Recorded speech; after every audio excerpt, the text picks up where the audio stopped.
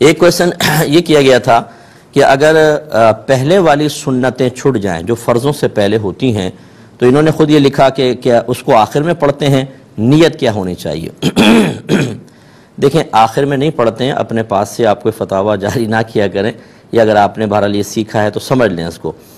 اب مثال کے طور پہ اس میں سب حکم تھوڑا تھوڑا مختلف ہوتا ہے۔ فجر کی پہلے کے 2 سنتیں نکل گئیں تو یہ تو بعد میں پڑھ ہی نہیں سکتے آپ، حتیٰ کہ سورج طلوع ہو جائے۔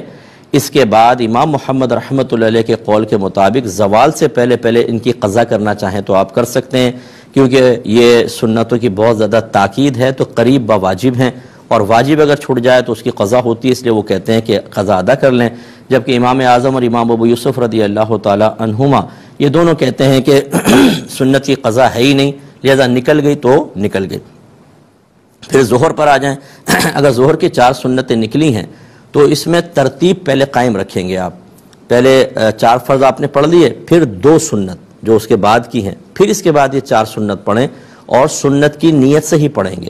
اب اس میں اختلاف علماء کا، بعض کہتے ہیں اگر وہ اپنے مقام سے ہٹ گئے تو سنت نہیں رہی بلکہ نفل یا مستحب بن گئی، کیونکہ پہلے سنت تھا آپ نے بعد میں اس کو لے گئے تو نفل یا مستحب، بعض نے کہا ادا ہو جائے گی۔ تو بہرحال آپ لیکن ترتیب قائم رکھیے گا۔ عصر کی اگر 4 سنتیں نکل جائیں وہ نہیں پڑھ سکتے، کیونکہ نبی کریم صلی اللہ علیہ وسلم نے فرائض کی ادائیگی کے بعد، یعنی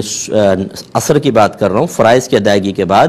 پھر نوافل وغیرہ منع فرمائے، تو اس میں پھر نفل نہیں پڑھتے۔ مغرب کے اندر پہلے ہوتی نہیں، عشاء کے پہلے کی 4 نکل گئیں تو وہ سنتیں غیر موقدہ ہیں، یہ اگر آپ بعد میں پڑھیں گی بھی تو نفل بن جائیں گی، چھوڑنا چاہیں تو چھوڑ دیں، اس میں کوئی گناہ نہیں، اور اگر پڑھنا چاہیں تو وہی ترتیب، پہلے 4 فرض پھر 2 سنت پھر یہ 4 سنت پڑھ لیجئے گا۔ اور اسی طرح اگر جمعے کی پہلے نکل گئی تو پہلے جمعے کی 4 سنت پھر 2 سنت پھر یہ پہلے والی 4 سنت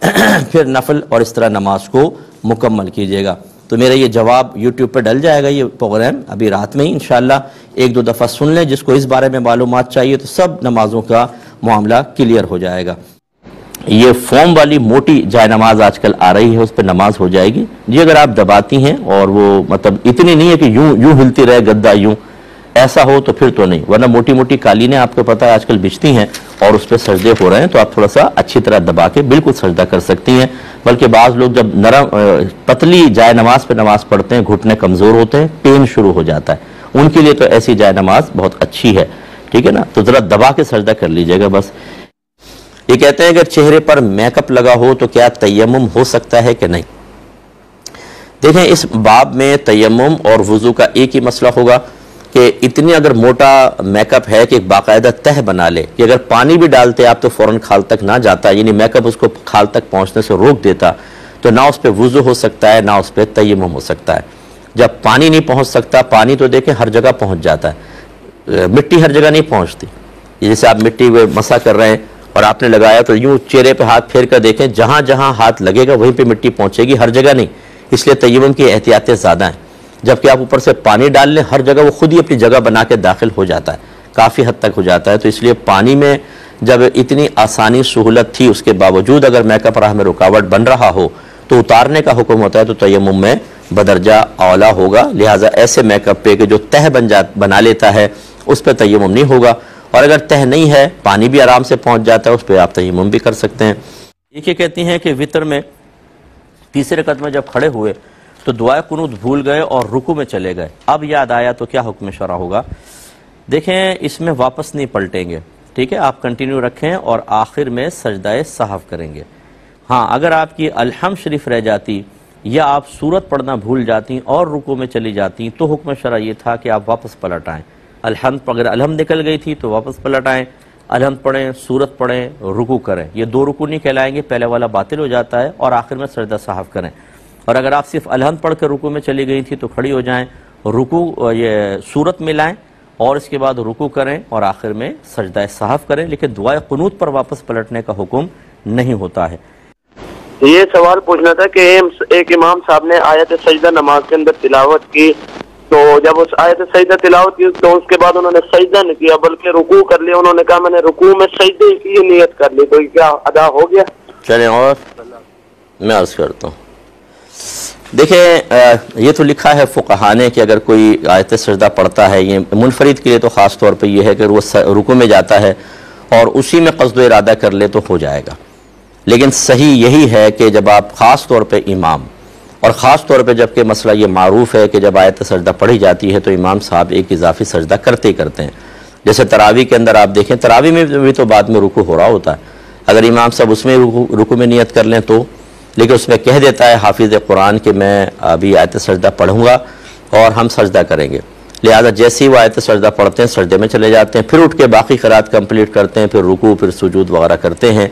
اس طرح کے جو معاملات ہوتے ہیں جس میں فقہی جواز موجود ہوتا ہے، جبکہ عوام الناس اس کے علاوہ دیگر مفتہ بہ مسائل کو اپنے ذہن میں رکھے ہوتے ہیں، اس طرح کے معاملات کرنے سے انتشار و افتراق پیدا ہوتا ہے. لہذا امام صاحب کو اس سے اجتناب کرنا چاہیے، اور حکم یہی ہے کہ جیسے ہی آیت سجدہ پڑھیں سجدے میں چلے جائیں، مقتدیوں کو پہلے بتا دیں کہ آیت سجدہ ہے اور ورنہ عام حالات میں آیت سجدہ پڑھیں ہی نہیں، کیونکہ اس سے ہوتا ہے بڑا پرابلم. جیسے اگر جمعے کی نماز میں آیت سجدہ پڑھ ڈالے اور پہلے بتایا بھی نہیں، اتنی زیادہ پبلک سمجھے گی سجدے میں چلے گئے. اچھا بعض تو رکوع میں سمجھیں گے کہ رکوع میں گئے ہیں، اب آپ سجدے میں جا کے کھڑو گے پھر قرات شروع کر دیں گے تو جو آفت مچے گی پیچھے، وہ اس طرح کے معاملات کو پبلک کے سامنے نہ کیا جائے. آئندہ امام صاحب سے کہیں کہ اجتناب کریں. ایک ہی کویسچن کیا تھا کہ یہ جو قرآن کہتا ہے کہ جب جمعے کی اذان دی جائے تو تمام بیع وغیرہ بند کر دو اور جمعے کے لیے سعی سٹارٹ کر دو، اس کا تعلق کون سی اذان سے ہے؟ پہلی اذان سے ہے یا دوسری اذان سے ہے؟ دیکھیں حقیقتاً تو اور اصلاً اس کا تعلق دوسری اذان سے ہے جو خطبے کے قریب دی جاتی ہے، کیونکہ اس زمانے میں یہ ایک ہی اذان تھی اور اسی وقت یہ آیت نازل ہوئی، تو اس کا تعلق یقینی سی بات ہے کہ اسی کے ساتھ ہوگا. دور رسول میں ایسا رہا، دور صدیق اکبر، دور عمر فاروق میں یہی روٹین رہا. پھر جب دور عثمان غنی رضی اللہ تعالی عنہ آیا تو لوگ مدینہ شریف میں ظاہری اعتبار سے وسعت پیدا ہوئی، بازار باہر چلا گیا، تو وہاں سے آنے میں لوگوں کو دیر ہو جاتی تھی کیونکہ بعض اوقات توجہ نہیں رہتی تھی اور اذان کی آواز یقینی سی بات اتنی دور تک نہیں پہنچ پاتی تھی. تو پھر حضرت عثمان غنی نے پہلی اذان ایجاد کی اور آپ نے کہا کہ مقام زورہ تھا بازار کے قریب، وہاں پر مؤذن اذان دے گا تاکہ لوگ ہوشیار ہو جائیں اور جلدی جلدی سعی کریں، اور جب مسجد میں پہنچ جائے دوسری اذان ہو پھر خطبہ ہو جائے. تو یہ معلوم ہوا کہ اصلاً تو دوسری اذان کے ساتھ تعلق تھا، لیکن بعد میں فقہاء نے اس کا تعلق پہلی اذان کے ساتھ قائم کیا کہ بھئی پہلی اذان پر ہی سعی واجب ہو جاتی ہے. تو یہ آپ سمجھ گئے ہوں گے. اس سے میں ان بھائیوں سے بھی ذرا گزارش کرتا ہوں جو ہر چیز میں مسلمانوں کو بدعتی بدعتی بدعتی کہتے رہتے ہیں، میں انتہائی دائرہ ادب میں رہ کے کویسچن کرتا ہوں کہ یہ بدعت کا گناہ ہمارے عوام کے لیے تھا یا صحابہ کرام بھی اس کے مکلف بنائے گئے تھے کہ ان سے دور رہنا ہے؟ آپ مجھے جواب دیں. اگر آپ کہیں گے کہ نہیں صحابہ کرام بھی مکلف تھے تو اس کا مطلب ہے کہ صحابہ کرام بھی نبی کریم کے حکم کے بغیر یا آپ کے زمانے میں جو کام ایجاد ہوئے تھے اس کے علاوہ کوئی نیا کام ایجاد نہیں کر سکتے تھے. حکم شرع تو یہ ہونا چاہیے کیونکہ نبی کریم نے مطلقاً فرمایا کل بدعت دلالہ وکل دلالۃ فی النار. اس کے باوجود ہم یہ دیکھتے ہیں کہ حضرت ابوبکر صدیق رضی اللہ تعالیٰ عنہ نے وہ کام کیا جو نبی کے دور میں نہیں تھا، یعنی جمع قرآن، کلمہ گو لوگوں کے خلاف جہاد کیونکہ وہ زکوٰۃ کا انکار کر رہے تھے. اس طرح حضرت عمر فاروق رضی اللہ تعالی عنہ نے تراویح کی باقاعدہ جماعت قائم کی جو پہلے دو دور میں نہیں تھا، اور آپ نے عورتوں کو مسجد میں آنے سے روکا حالانکہ پہلے عورتیں مسجد میں آتی تھیں. اس طرح عثمان غنی رضی اللہ تعالیٰ عنہ نے یہ پہلی جو اذان ہے اس کو ایجاد کیا، حالانکہ نہ اللہ کے نبی کا حکم نہ دور شیخین کے اندر ہوا. بتائیں یہ بدعت کیوں نہیں ہے؟ پھر اگر آپ کہتے ہیں کہ نہیں وہ سرکار نے فرمایا پہلے 3 دور جو ہیں وہ بڑے اچھے دور تھے تو اس میں کوئی مسئلہ نہیں ہے، تو بھائی اس کا مطلب ہے اس دور میں پھر ماذ اللہ ثم ماذ اللہ کیا نبی کریم کے قول کے خلاف چلنا جائز تھا؟ یہ تو نہیں ہے، وہ تو اپنی جگہ مسلم رہا. تو اس کا مطلب یہ ہوا کہ جو ہمارے اہل سنت کا نظریہ اور طریقہ ہے وہی بہتر ہے کہ ہم یہ کہتے ہیں کہ جب آپ کوئی نبی کریم صلی اللہ علیہ وسلم کے دور مبارک کے بعد کوئی بھی چیز ایجاد کریں گے،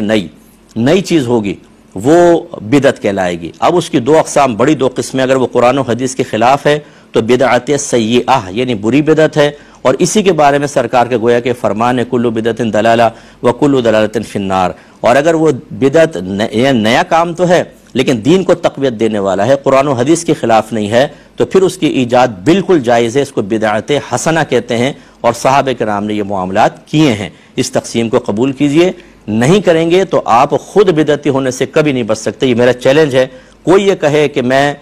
یہ کہوں گا کہ صحابہ کرام کے بعد جو نئے کام ایجاد ہوئے وہی بدعت ہیں اس کے علاوہ نہیں، تو پھر بھی ہم آپ کو ثابت کر کے بتا دیں گے کہ آپ نے کتنے سارے نئے کام ایجاد کیے ہیں اور ان کا تعلق دین سے قائم رکھا ہے. ہر ایک کی مسجد میں گنبد و مینار بہت بڑی بدعت ہے. نبی کریم کے دور میں تو تھا ہی نہ, دور صحابہ میں تھا. کسی طرح نہیں بچ سکتے. اس لیے مسلمانوں کو خواہ بدعتی قرار دے کر ان کو جہنمی قرار دینا یہ دین کی خدمت نہیں ہے. خدا ناراض بھی نہ ہو کوئی بھی, یہ دین کی خدمت نہیں ہے. بدعت سیئہ اور بدعت حسنہ کی تقسیم کریں گے تو صحابہ کرام اور جو اکابرین 1500 سال کے ہیں جو بہت سی نئی چیزوں کے ارتکاب کا, نئی چیزوں کے ایجاد کا اور پھر اس کے ارتکاب کا عملی طور پر سبب بنے ہیں, وہ آپ کے الزام سے باہر ہوں گے, ورنہ نہیں ہو سکتے ہیں. اب چونکہ